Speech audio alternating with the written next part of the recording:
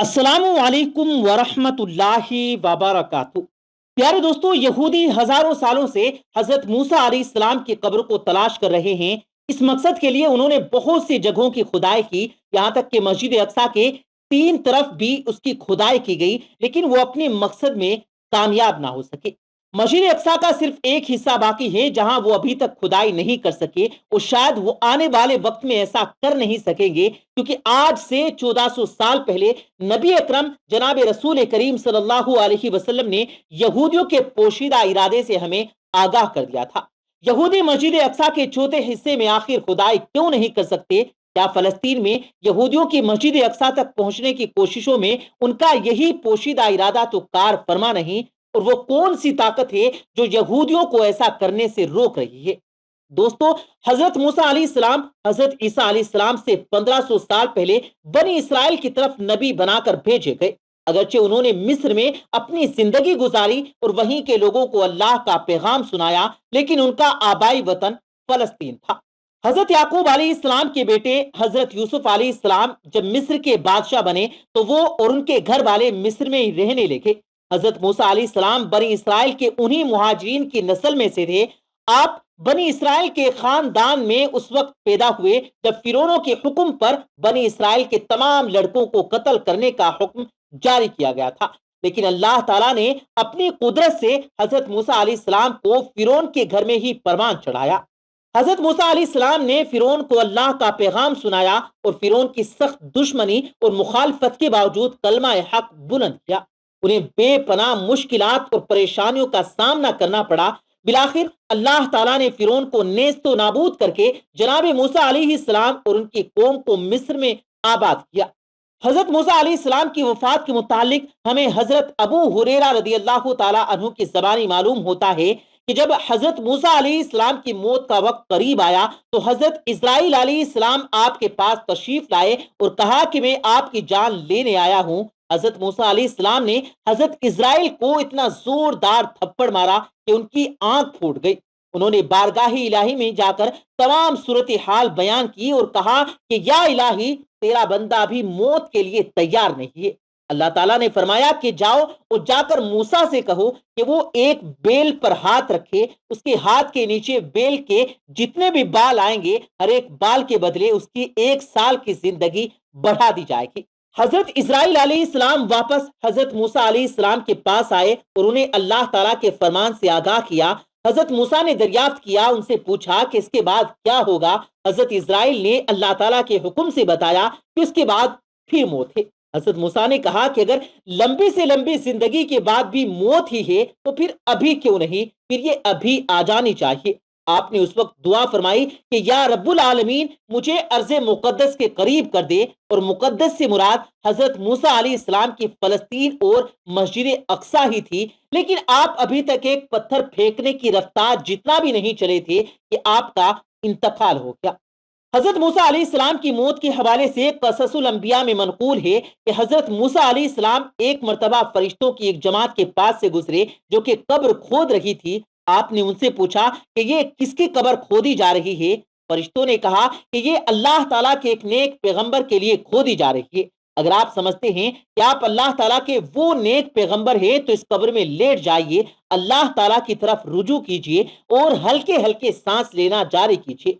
आपने फरिश्तों की हिदायत पर अमल किया और कब्र में लेट गए। कुछ ही देर बाद हजरत मूसा अलैहिस्सलाम की मौत वाक़ई हो गई। फरिश्तों की जमात ने आपकी नमाज जनाजा अदा की और आपको वहीं पर दफन कर दिया। प्यारे दोस्तों, हम जानते हैं कि यहूदी हजरत मूसा अलैहिस्सलाम को अपना पैगंबर मानते हैं और उनसे वालिहाना अकीदत रखते हैं। वो हजारों सालों से हजरत मूसा अलैहिस्सलाम की कब्र को तलाश कर रहे हैं। जिस तरह हजरत मूसा अलैहिस्सलाम की वफात के बारे में कई रिवायात हैं, इसी तरह हजरत मूसा अलैहिस्सलाम की कब्र के बारे में भी कई रिवायात हैं। लेकिन हमारे लिए सबसे अहम और मुस्तनद रिवायत वही है जो नबी करीम सल्लल्लाहु अलैहि वसल्लम ने बयान फरमाई। नबी करीम सल्लल्लाहु अलैहि वसल्लम का फरमान है कि मैं शबे मेराज को सुर्ख टीले के पास से गुजरा, तो वहां हजरत मूसा अलैहिस्सलाम अपनी कब्र में नमाज पढ़ रहे थे। हदीस से साबित होता है कि हजरत मूसा अलैहिस्सलाम की कब्र उर्दून में वाक़ है। اور نبی کریم صلی اللہ علیہ وآلہ وسلم نے فرمایا کہ اگر میں وہاں ہوتا تو تمہیں موسیٰ علیہ السلام کی قبر کا نشان دکھاتا کہ وہ سرخ ٹیلا قصیب احمر کے قریب اس جگہ پر دفن ہے۔ سرخ ٹیلے کے قریب ایک قبر ہے جس کو حضرت موسیٰ علیہ السلام کی قبر بتایا جاتا ہے۔ تجزیہ نگاروں کے نزدیک یہی سب سے مستند روایت ہے، کیونکہ وادی تحی کے نزدیک ارض مقدس کا علاقہ اریا کی بستی ہے، جس کے نزدیک وہ لال ٹیلا موجود ہے جس کے بارے میں نبی کریم صلی اللہ علیہ وسلم نے ارشاد فرمایا ہے۔ پیارے دوستو، اگرچہ حضرت موسیٰ علیہ السلام کی قبر مبارک کے حوالے سے دوسری روایات بھی ہیں، لیکن ہمارے نزدیک سب سے اہم یہ ہے کیونکہ اس کے بارے میں نبی کریم صلی اللہ علیہ وآلہ وسلم نے خود نشاندہی کی ہے۔ حضرت موسیٰ علیہ السلام نے اپنی قوم سے فرمایا تھا کہ مجھے ارض مقدس میں دفن کرنا، اور اس کی انہوں نے بھی دعا کی تھی، لیکن اللہ تعالیٰ نے ان کی قبر مبارک کو یہودیوں اور تمام دنیا کی نظروں سے پوشیدہ رکھا، کیونکہ اللہ تعالیٰ ان چیزوں کو علم بھی رکھتا ہے جن کے بارے میں ہم نہیں جانتے۔ نبی کریم صلی اللہ علیہ وآلہ وسلم نے فرمایا کہ اللہ تعالیٰ نے حضرت موسیٰ علیہ السلام کی قبر مبارک کو یہودیوں سے اس لیے پوشیدہ رکھا، چھپائے رکھا، کہ اگر ان کی اور ان کے بھائی حضرت ہارون علیہ السلام کی قبر مبارک یہودیوں پر آشکار ہو جاتی تو یہودی انہیں اپنا رب بنا لیتے۔ اس کی ایک جھلک ہم دیکھ چکے ہیں کہ اسی بنی اسرائیل نے جب حضرت عیسیٰ علیہ السلام کو مبعوث کیے گئے تو انہیں رب کا بیٹا کہنا شروع کر دیا، لیکن یہودی حضرت موسیٰ علیہ السلام کی وفات سے لے کر آج تک لگاتار ان کی قبر کی تلاش میں ہیں۔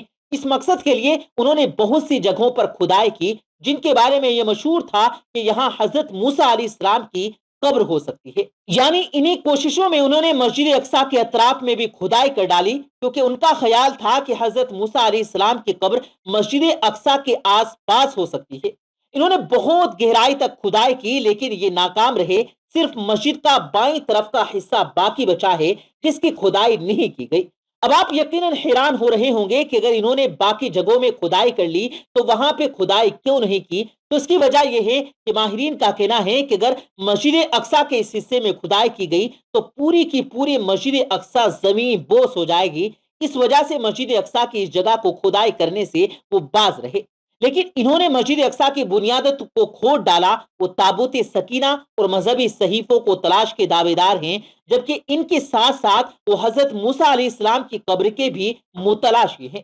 اس وقت وہ مسجد اقصیٰ کو گرا کر مسلمانوں کی مخالفت مول نہیں لینا چاہتے تھے، لیکن اب تمام دنیا کے سامنے ہیں کہ وہ مسجد اقصیٰ کی طرف مسلسل آگے بڑھ رہے ہیں۔ اس سلسلے میں وہ معصوم فلسطینیوں پر ظلم و ستم کی انتہا کو پہنچ چکے ہیں۔ ان کا مقصد مسجد اقصیٰ کی جگہ تھرڈ ٹیمپل تعمیر کرنا ہے۔ لیکن دوستو، ہمارا ایمان ہے کہ اگر نبی کریم صلی اللہ علیہ وسلم نے فرما دیا کہ اللہ کے حکم سے حضرت موسیٰ علیہ السلام کی قبر کو پوشیدہ رکھا جائے گا تو قیامت تک چاہے یہودی کتنی بھی کوشش کر لیں وہ ان کی قبر تک نہیں پہنچ سکتے، اور اللہ تعالیٰ ہی بہتر جانتا ہے کہ ان کی قبر کو کب تک دنیا کی نظروں سے پوشیدہ رکھا جانا ضروری ہے۔